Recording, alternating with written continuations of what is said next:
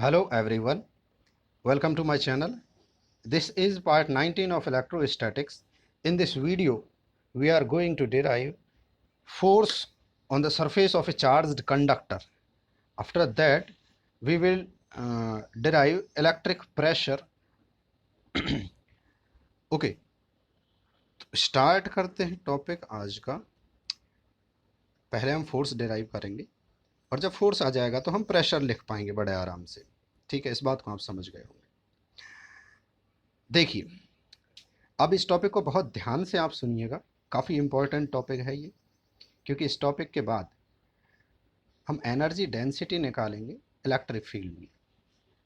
ठीक है, देखिए हमने क्या किया है, एक कंडक्टर कंसीडर किया है, ये आप देख रहे हैं।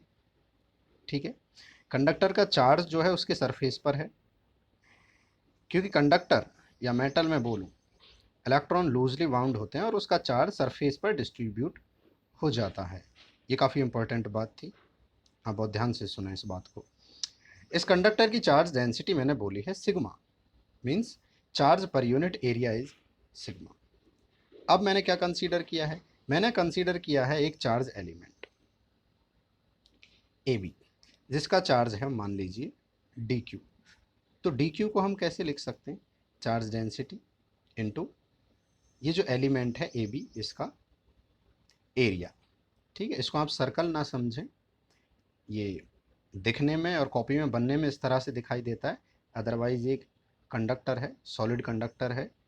ठीक है, अब देखिए ए बी एलिमेंट जब हमने लिया तो एक पार्ट तो इसका ए बी है ये वाला, और एक पार्ट देखिए मैंने क्या बोला है, यहाँ बीच में सी बनाया है, ए सी बी। अब आप कहानी सुनिए क्या है, कहानी ये बनती है कि ये जो पार्ट है ए बी, ये किसी इलेक्ट्रिक फील्ड में है। इलेक्ट्रिक फील्ड में होने की वजह से इस पर एक लगेगा फोर्स, जो हमको करना है डिराइव। ठीक है, इलेक्ट्रिक फील्ड किस किस की वजह से होगा, इसका खुद का इलेक्ट्रिक फील्ड होगा। अब देखिए ये जो पार्ट है ए सी बी, ऐसे समझिए कि ए सी बी का जो इलेक्ट्रिक फील्ड है उसमें रखा हुआ है एक चार्ज एलिमेंट ए बी। अब ए सी बी का जो इलेक्ट्रिक फील्ड होगा, वो इलेक्ट्रिक फील्ड इस पार्ट ए बी पर एक फोर्स अप्लाई करेगा, उस फोर्स को हमको निकालना है। तो पहले हम क्या करेंगे, पहले हमारा काम होता है इलेक्ट्रिक फील्ड निकालना। देखिए कहानी मैंने आपको बताई है, अब स्टेप बाय स्टेप आप समझिए इस बात को। ठीक है, देखिए हमने क्या किया है, दो पॉइंट बोले हैं, ये है P1 और ये अंदर है P2। ठीक है, चलिए अब देखिए हम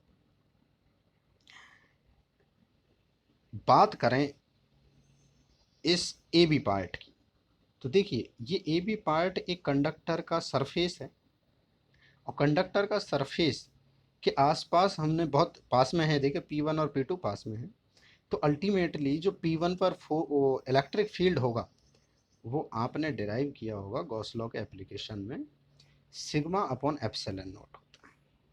ठीक है, ये बात आपको ध्यान है, लेकिन यहाँ के लिए देखिए आप किस तरह से समझेंगे।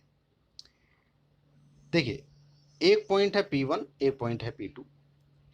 P1 पर इलेक्ट्रिक फील्ड किस किस वजह से, देखिए अल्टीमेटली होगा तो इतना, टोटल जो होगा वो सिग्मा अपॉन एप्सिलॉन नॉट होगा, लेकिन अभी हम ये देख रहे हैं कि P1 पर किस किस की वजह से इलेक्ट्रिक फील्ड होगा।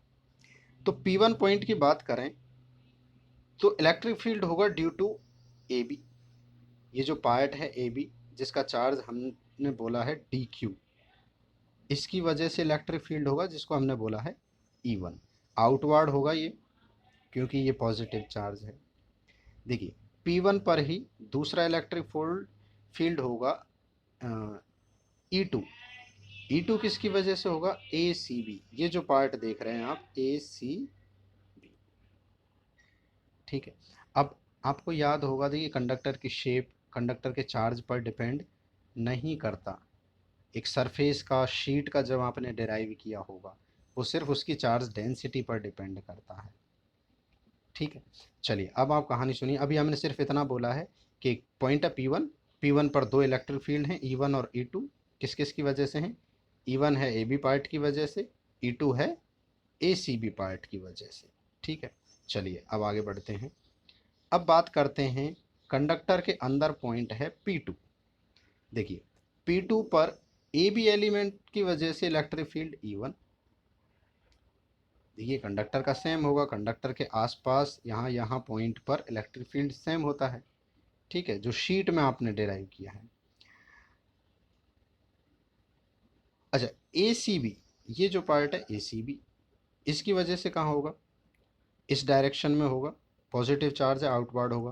देखिए AB का तो आउटवर्ड इस डायरेक्शन में और ACB का आउटवर्ड इस डायरेक्शन में, इसलिए आप इनकी डायरेक्शन देख रहे होंगे, अपोजिट बनाई है। ठीक है, ये है E1 और E2। अब देखिए अंदर की कहानी आपको पहले से पता होनी चाहिए कि कंडक्टर के अंदर इलेक्ट्रिक फील्ड ज़ीरो होता है। क्यों? क्योंकि कंडक्टर के अंदर चार्ज होता ही नहीं है, कंडक्टर का चार्ज उसकी सरफेस पर होता है। अब देखिए P2 पॉइंट है कंडक्टर के अंदर, मतलब इलेक्ट्रिक फील्ड कितना होना चाहिए यहाँ पे, ज़ीरो होना चाहिए नेट। ज़ीरो कब हो सकता है, जब ये E1 और E2 क्या हो, इक्वल हो। अपोजिट डायरेक्शन में तो दिखाई दे रहे हैं, तो ये एक दूसरे को कैंसिल आउट कर देंगे। चलिए इसी कहानी को आगे लिखते हैं। हमने क्या बोला, कंडक्टर के अंदर इलेक्ट्रिक फील्ड होता है ज़ीरो, मतलब P2 पर नेट इलेक्ट्रिक फील्ड ज़ीरो होने वाला है। ज़ीरो होने वाला है, इसका मतलब दो इलेक्ट्रिक फील्ड थे P2 पर, E1 और E2, means E1 minus E2 zero होगा नेट इलेक्ट्रिक फील्ड। इसका मतलब है E1 और E2 इक्वल, जो अभी डायग्राम में मैंने आपको दिखाया। कंडक्टर के अंदर इलेक्ट्रिक फील्ड ज़ीरो होता है, लेकिन हमने क्या लिखे हैं, E1 और E2 लिखा है। इसका मतलब क्या है, E1 और E2 दोनों इक्वल हैं और अपोजिट डायरेक्शन में हैं, इसलिए इसी तरह से तो होना चाहिए यहाँ पे नेट ज़ीरो। तो हमको क्या मिला, हमको मिला E1 और E2 दोनों इक्वल है। ठीक है, अब देखिए बात करते हैं पॉइंट E1 की, सॉरी P1 की। P1 जो पॉइंट था उस पर दो इलेक्ट्रिक फील्ड थे, ये देखिए आप, E1 और E2 थे, दोनों की डायरेक्शन सेम थी। और अभी अभी हमने क्या बोल दिया, अभी अभी हमने बोला है E1 और E2 दोनों इक्वल हैं। देखिए P1 पे अल्टीमेटली होगा तो कितना, सिग्मा अपॉन एप्सिलॉन नॉट, आपने फॉर्मूला डिराइव किया हुआ है बहुत पहले गॉस लॉ के एप्लीकेशन में। ठीक है, कंडक्टिंग शीट के लिए। चलिए अब देखिए आप, ये इसका मतलब E1 और E2 दोनों का सम बेसिकली होना तो कितना चाहिए, सिग्मा अपॉन एप्सिलॉन नॉट। अब क्योंकि E1 और E2 इक्वल हैं, इक्वल हैं, तो हम इसको क्या लिखेंगे, E1 और E2 इक्वल हैं, होगा कितना, sigma upon 2 epsilon not. E2 किसकी वजह से था, E2 था ACB पार्ट की वजह से। तो ACB पार्ट का जो इलेक्ट्रिक फील्ड है वो हमने निकाल लिया कितना, sigma upon epsilon not. Video की शुरुआत में मैंने यही बोला, ये जो पार्ट है ACB, इस पार्ट के इलेक्ट्रिक फील्ड में आता है पार्ट AB, तो हम ACB का इलेक्ट्रिक फील्ड निकाल लेंगे। अब देखिए इस इलेक्ट्रिक फील्ड में एक एलिमेंट रखा हुआ है AB, जिसका चार्ज है कितना, DQ।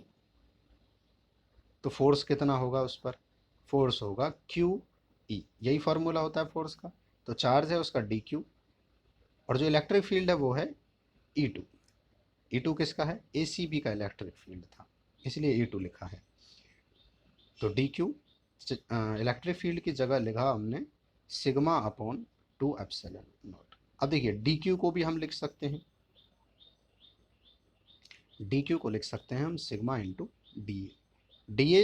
एरिया है किसका, जो चार्ज एलिमेंट हमने कंसीडर किया AB उसका। ठीक है, तो ये देखिए हमने DQ को लिख दिया यहाँ, और ये है इलेक्ट्रिक फील्ड। ठीक है, तो फॉर्मूला क्या बन गया, DF, ये बन गया। इस फॉर्मूले को चाहो तो आप दूसरा फॉर्मूला बना सकते हो।